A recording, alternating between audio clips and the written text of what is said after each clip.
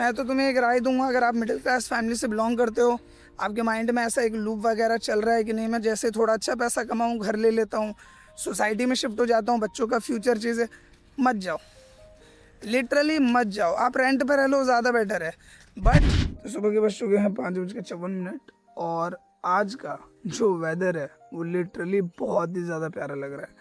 मतलब बिल्कुल बारिश जैसा मौसम है और इसमें तो शायद लग रहा होगा कि थोड़ी डे लाइट ज़्यादा है, तो ऐसा देखने में लग रहा होगा कि अच्छी खासी लाइट है। बट अभी मैं सामने से जब इसे देख रहा हूँ तो काफ़ी मतलब ऐसा है कि जैसे बारिश होती है ना, चारों तरफ बादल ही बादल छा रखे हैं और इस तरीके से बड़ा ही प्यारा लग रहा है। मतलब एक्सप्रेस करना थोड़ा मुश्किल है बट लिटरली बहुत ही प्यारा लग रहा है। और छत पे खड़े होके अभी इतना ज़्यादा अच्छा लग रहा है, इतना ज़्यादा बेटर लग रहा है कि क्या है मैं बोलूँ। खासकर जब बारिश होती है ना, तो बारिश होने के बाद जो मिट्टी की महक होती है वो अच्छी लगती है। देखो अगर आप एनसीआर में रहते हो तो एनसीआर में आपको पता है कि एक चीज़ की बिल्कुल कमी नहीं है, जो कि है पॉल्यूशन। लेकिन जब यहाँ पे बारिश हो जाती है तो बारिश होने के बाद उस पॉल्यूशन से काफ़ी ज़्यादा राहत मिल जाती है। एंड खासकर जो मिट्टी की खुशबू है बारिश के बाद वो काफ़ी अच्छी लगती है। एंड मैं आपको बता सकता हूँ कि अभी 2-3 दिन से रेगुलर बारिश हो रही है, इवन कल तो बहुत ज़्यादा हुई है। एंड एक बार मैं चारों तरफ के सराउंडिंग्स दिखाता हूँ आपको, तो ये बादल ही है, नहीं तो आप देखो कि वो क्लियर क्लियर नज़र आता है। वो पहाड़ नहीं है बेसिकली, वो गौर सिटी है बड़े बड़े अपार्टमेंट्स हैं, तो ऐसा मत समझ लेना कि वो पहाड़ है। एंड आप देखोगे चारों तरफ तो काफ़ी प्यारा वेदर है आज का। तो भाई सुबह टाइम से उठ गए हम लोग, तो एक टास्क तो कंप्लीट हो गया। अब क्या करते हैं, थोड़ी सी बॉडी को स्ट्रेच कर लेते हैं, फ्रेश हो जाते हैं एंड इसके बाद सीधा निकलता हूँ मैं वॉक पे, क्योंकि क्या पता आज फिर बारिश शुरू हो जाए और आज घर में एक्सरसाइज करनी पड़े।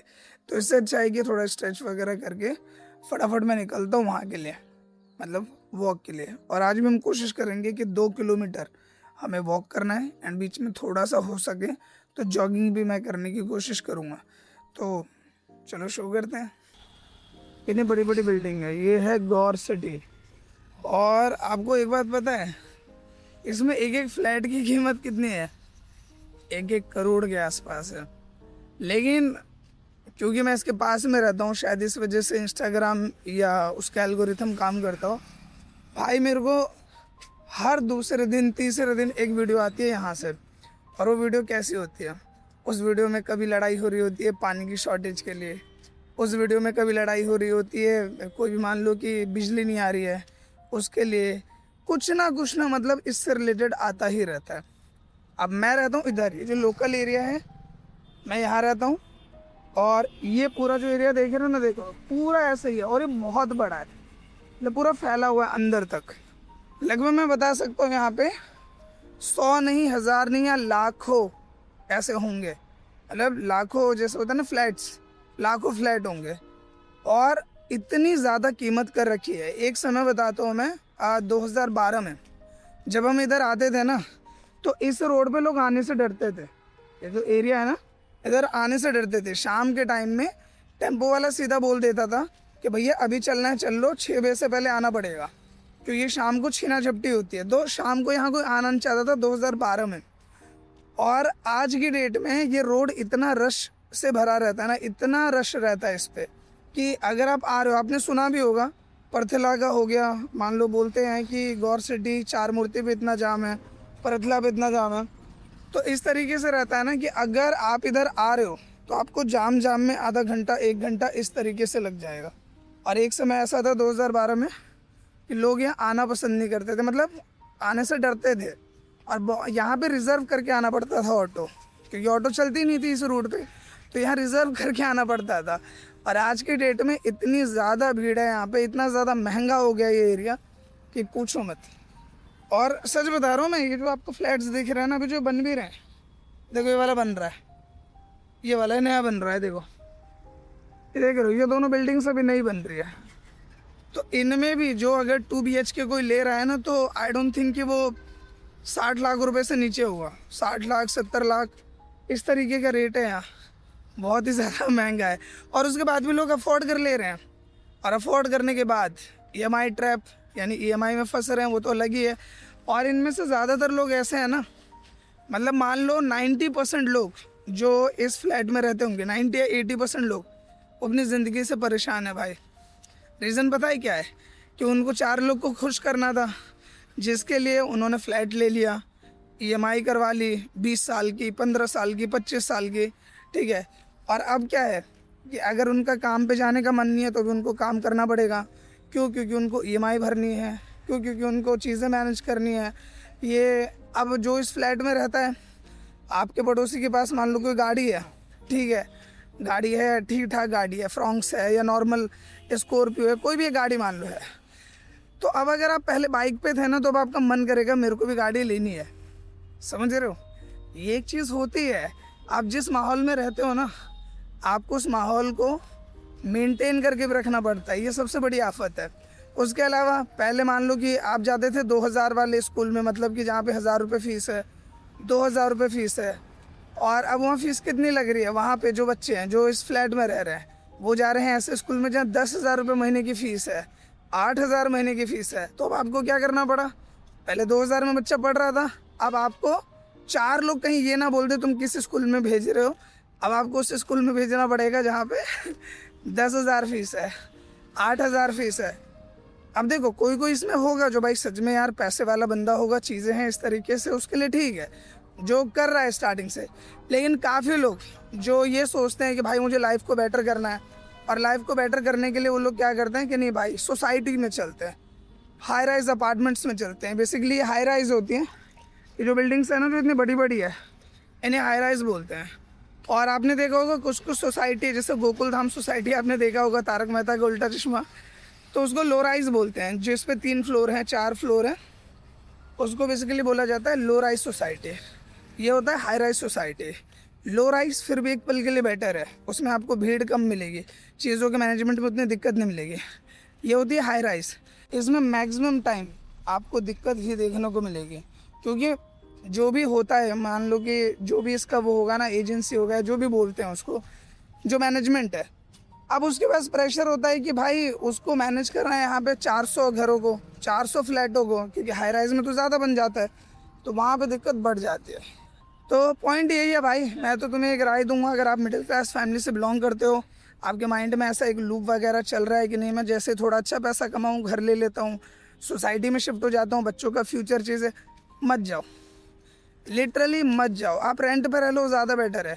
बट अगर आपने एक बार घर ले लिया, अपनी कैपेबिलिटीज से बहुत ज़्यादा ले लिया, ट्रस्ट में जो ज़िंदगी झंड होगी ना, उस पर आप ये भी नहीं बोल पाओगे कि ज़िंदगी झंडवा और उस पर घमंड हुआ। समझ रहे हो? लिटरली मैं बता रहा हूँ, ऐसी गलती कभी मत करना। क्योंकि अगर आप अच्छा पैसा नहीं कमा रहे ना, जैसे एक रूल है कि भाई अगर आप डाउन पेमेंट जो दे रहे हो ना इसके, वो मैक्स टू मैक्स आपकी सैलरी का 30% होना चाहिए। मैक्स टू मैक्स, मैक्स बता रहा हूँ, मिनिमम नहीं। तो आपकी सैलरी का 30% होना चाहिए। काफ़ी लोग क्या करेंगे, हाँ भाई मैं 1 लाख रुपए महीना कमाता हूँ, 80,000 या 70,000 की किस्त भर लूँगा, 10-20 हज़ार में तो चीज़ें चली जाएंगी। महा बेवकूफ़ी वाला काम होता है ये।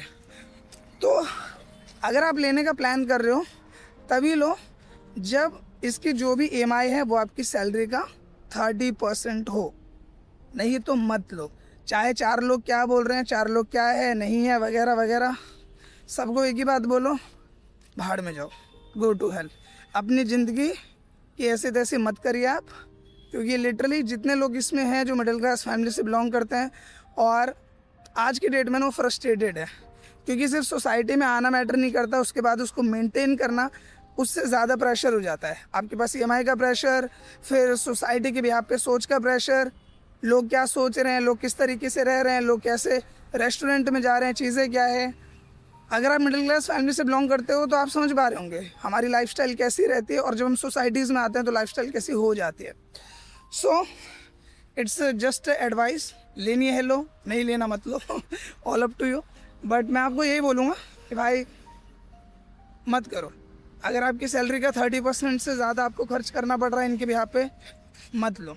चाहे कितनी अच्छी अपॉर्चुनिटीज़ मिल रही है, कुछ मिल रही है, मत लो, क्योंकि ज़िंदगी बेकार हो जाएगी इसके बाद। भरोसा रखो।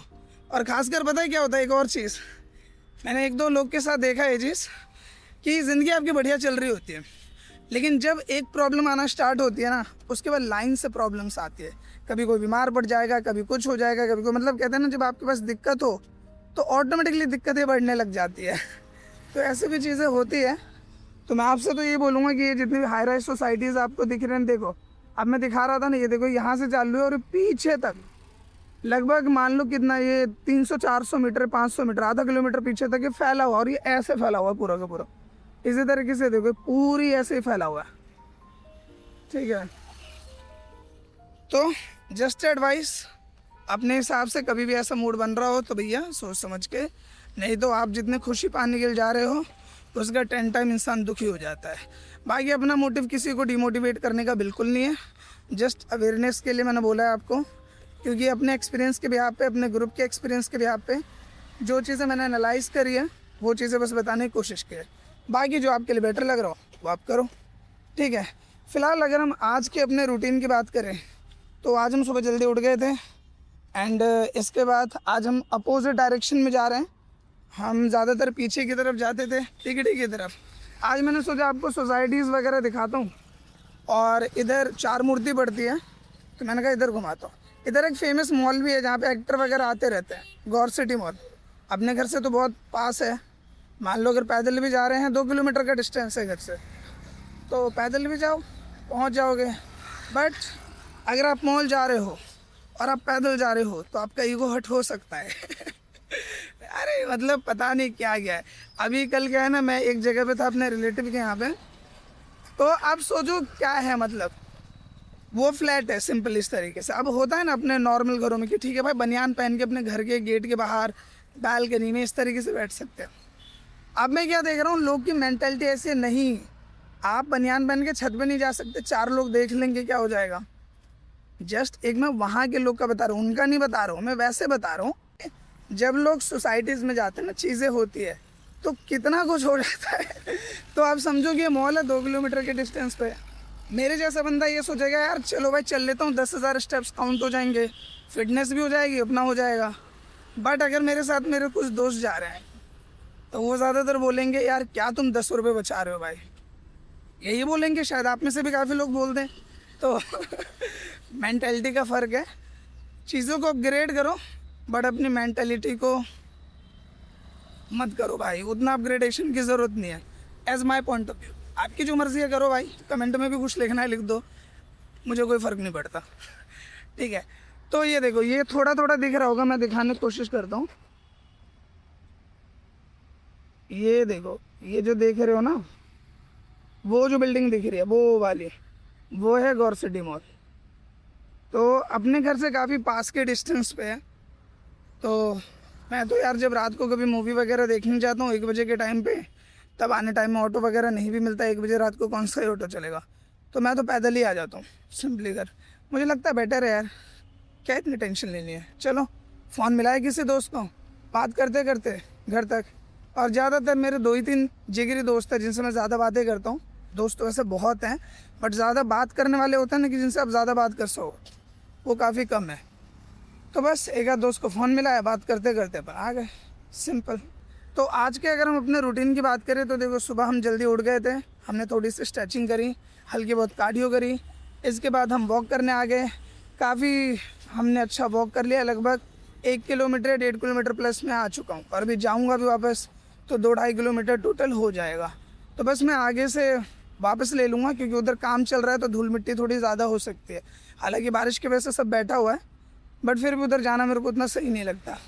तो बस अभी काफ़ी मैं आगे आ चुका हूँ, सामने में ही 4 मूर्ति है, उधर कंस्ट्रक्शन का काम चल रहा है तो थोड़ी धूल मिट्टी है, तो यहाँ से मैं वापस जा रहा हूँ। बट हाँ, तो हमारा वॉक वगैरह का भी हो गया। अब मैं कैमरा रखने वाला हूँ, थोड़ी सी मैं यहाँ से जॉगिंग करते हुए जाऊँगा, एंड उसके बाद शाम को बस एक स्किल पे ध्यान देंगे। आप भी अपनी स्किल पे ध्यान दो, स्किल बहुत ज़रूरी है आगे बढ़ने के लिए, चीज़ों के लिए। और बस हो गई स्क्रिप्ट ख़त्म, अब अब जा रहा हूँ, ठीक है। एंड घर पहुँचता हूँ, फिर शाम को मिलता हूँ, स्किल वगैरह कंप्लीट करते हैं। एंड आज हमारा डे 6 था of 21 day challenge, and I hope कि मैं पूरे 21 दिन का चैलेंज कंप्लीट कर लूँ। अभी डे 6 ही है, बट मज़ा आ रहा है। सो चलो अब घर पहुँचते हैं। तो शाम का टाइम हो चुका है, आप देखोगे अगर आप टाइम यहाँ देख पा रहे होंगे तो शाम का टाइम हो चुका है, एंड मैं अपने लैपटॉप पे ही लगा हुआ हूँ। एंड अगेन मैंने आज भी अपने स्किल पे थोड़ा बहुत टाइम दिया है। सो ऑल ओवर आज का भी जो दिन है हमारा वो काफ़ी बेटर गया। सुबह हम ने काफ़ी कुछ एक्सप्लोर किया, हम जॉग पे गए, वॉक पे गए, एंड इसके साथ ही काफ़ी सारी बातें भी की आज। और इसके साथ ही जो मेरा डिसिप्लिन मेंटेन करने का टर्म था वो मैंने कंप्लीट किया। सो जो हमारा डे 6 था वो भी कंप्लीट हो गया है, एंड मिलते हैं कल डे 7 में। एंड आई होप कि जो 21 डे का चैलेंज हमने लिया है उसे हम कंप्लीट कर पाएंगे। सो फिलहाल इस वीडियो को बस इतना ही। वीडियो अच्छा लगा तो प्लीज़ वीडियो को लाइक कर देना, शेयर कर देना, एंड चैनल पे नए हो तो प्लीज़ सब्सक्राइब ज़रूर कर लेना। मिलते हैं नेक्स्ट वीडियो में, तब तक के लिए बाय।